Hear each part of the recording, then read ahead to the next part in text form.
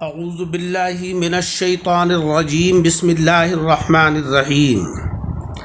سامعین کرام، سورہ آل عمران کی آیت نمبر 42، 43 اور 44 کے درس کا آج چوتھا حصہ پیش ہے۔ نماز کے اندر عورت امام نہیں بن سکتی، نہ مردوں کی نہ عورتوں کی نہ دونوں کی، بلکہ مرد امام ہوگا، عورت مقتدی۔ اس لیے اللہ تبارک و تعالیٰ نے اس آیت میں حضرت مریم کو علیحدہ عورتوں کی جماعت قائم فرمانے کا حکم نہیں دیا، بلکہ ارشاد یہ ہوا کہ مرد راکعین ہیں، انہی کے ساتھ تم بھی رکوع اور سجدہ کیا کرو، علیحدہ اپنی عورتوں کی جماعت نہ کرنا۔ اس لیے حضور صلی اللہ علیہ وسلم کی ازواج پاک نے کبھی عورتوں کی جماعت نہیں کی، اور وہ بیویاں عورتوں کی امام کبھی نہیں بنی، بلکہ ہمیشہ مردوں کی جماعت میں شریک ہوئیں۔ اللہ تبارک و تعالیٰ نے اپنے حبیب جناب محمد مصطفیٰ صلی اللہ علیہ وسلم کو علم غیب عطا فرمایا۔ اس آیت میں ہے ذالک من انباء الغیب، اور اسی کو ان کی نبوت کی دلیل بنایا۔ ذالک من انباء الغیب سے معلوم ہوا نبوت کا منصب صرف یہی نہیں ہے کہ نبی مولویوں کی طرح فقط شرعی مسئلے لوگوں کو بتائیں، بلکہ غیب کی خبریں رکھنا اور غیب کی خبریں دوسروں کو دینا ان کے لیے ضروری ہے، تاکہ لوگ ان غیب کی خبروں سے تعلیم حاصل کریں اور عبرت حاصل کریں اور اپنی زندگی کو راہ راست کے اوپر لائیں۔ ان آیتوں سے معلوم ہوا کہ قرعہ ڈالنا اور اس کے ذریعے سے فیصلہ کرنا یہ حضرات انبیاء کرام کی سنت ہے۔ امام جعفر صادق رحمۃ اللہ علیہ فرماتے ہیں کہ جس قوم نے قرعے سے فیصلہ کیا، اس نے اپنا معاملہ اللہ تبارک و تعالیٰ کے سپرد کر دیا۔ مولا رب العزت حقدار کو حق پہنچائے گا۔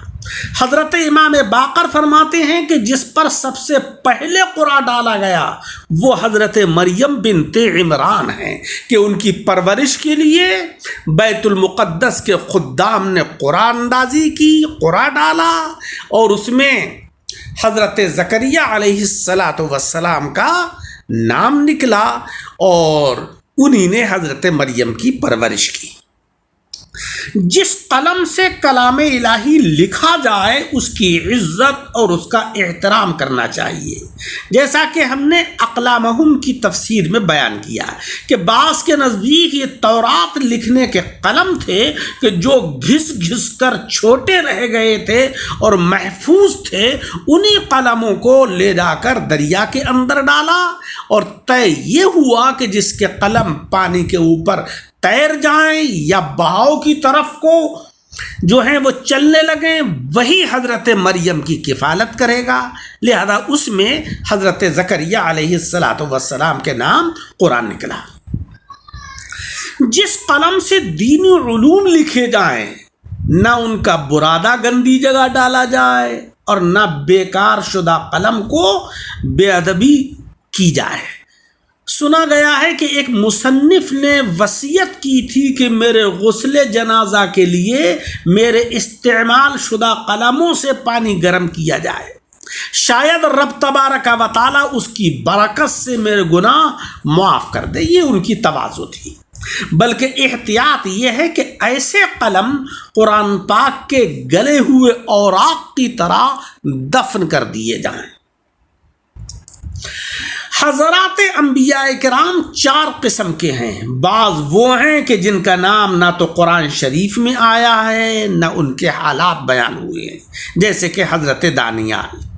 بعض حضرات وہ ہیں کہ جن کا نام تو قرآن عظیم میں نہیں ہے مگر حالات مذکور ہیں، جیسے کہ حضرت حزقیل، حضرت عزیر علیہ السلام۔ بعض وہ حضرات ہیں کہ جن کے نام بھی قرآن عظیم میں ہیں، ان کے حالات بھی قرآن عظیم میں بیان ہوئے ہیں، جیسے کہ حضرت موسیٰ اور حضرت عیسیٰ علیہ السلام۔ اس آیت میں ذالک من انباء الغیب سے مراد یہی آخری قسم کے انبیاء کرام و رسول اعظام ہیں، یعنی حضرت موسیٰ اور حضرت عیسیٰ، حضرت ابراہیم اور دیگر حضرات خاصان الہی، تاکہ پتہ لگ جائے کہ دنیا میں جو بھی چمکا، جس کو بھی شہرت اور عزت اللہ نے عطا کی، وہ آقا علیہ السلام کے چمکانے سے چمکا۔ اگر پیارے نبی صلی اللہ علیہ وسلم کی جلوگری مقصود نہ ہوتی، قرآن عظیم نہ اترتا، تو کون پہچانتا حضرت موسیٰ علیہ السلام کو، حضرت عیسیٰ علیہ السلام کو یا دیگر انبیاء کرام کو؟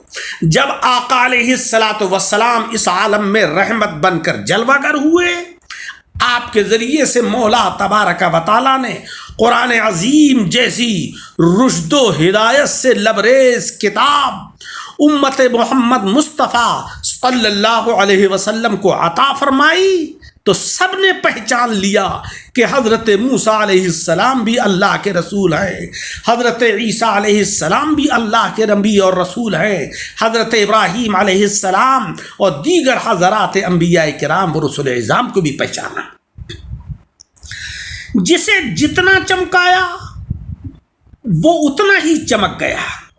چونکہ حضرت مریم کے متعلق عیسائیوں نے بہت افراط کی کہ انہیں خدا کی معاذ اللہ بیوی کہہ دیا، اور یہودیوں نے تفریط کی کہ معاذ اللہ ان کنواری بطول کو عیب لگا دیا۔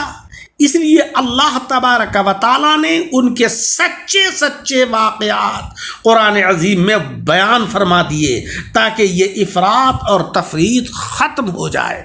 اسلام ہمیں درمیانی راستہ اختیار کرنے کا حکم دیتا ہے، نہ ہمارے اندر تشدد ہونا چاہیے، نہ ہمارے اندر اتنی جو ہے وہ نرمی ہونا چاہیے کہ ہم شریعت مطہرہ کے اصول کو پامال کر ڈالیں، بلکہ ہمارے اندر اعتدال ہونا چاہیے، میانہ روی ہونا چاہیے۔ صراط مستقیم اسی کا نام ہے۔ اللہ تبارک و تعالی ہم سب کو عمل کی توفیق عطا فرمائے، آمین بجاہ النبی الکریم۔